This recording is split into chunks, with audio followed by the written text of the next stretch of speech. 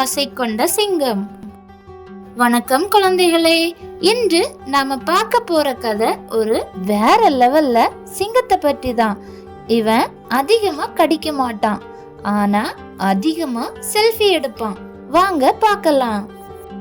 ஒரு பசுமை நிறைந்த காட்டில் எல்லா விலங்குகளும் சந்தோஷமா வாழ்ந்துகிட்டு இருந்தாங்க.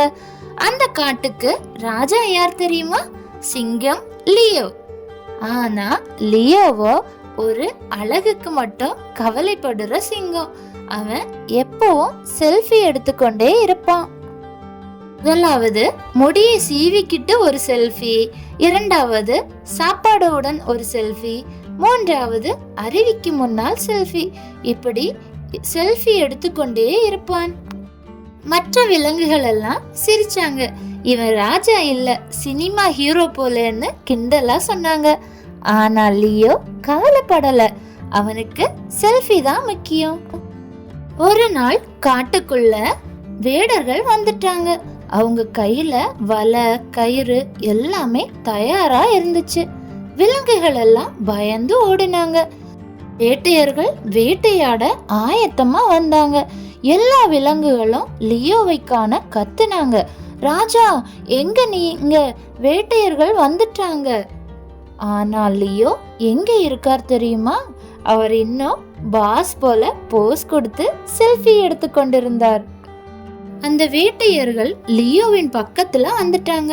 வலை தூக்குற நேரத்துல செல்ஃபி ஃபிளாஷ் சத்தம் அவர்களை அதிர்ச்சிக்குள்ளாக்கி விட்டது.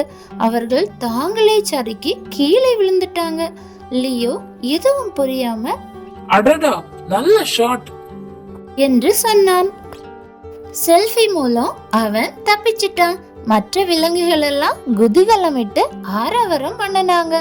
லியோவும் சிரிச்சான். ஆனா ஒரு உண்மை புரிஞ்சது. நம்மை நாமே ரசிக்கிறது நல்லதுதான், ஆனா வேலையும் கவனிக்கணும். அந்த நாள் முதல் லியோ இன்னும் செல்ஃபி எடுத்தான். ஆனா முதல்ல ராஜா கடமையை பண்ணி முடிச்சிட்டு தான். குழந்தைகளே, நாம எல்லாரும் நம்மை நாமே ரசிக்கலாம். ஆனா முக்கியமா நம்ம கடமைகளையும் சுற்றி இருப்பவர்களையும் கவனிக்கணும்.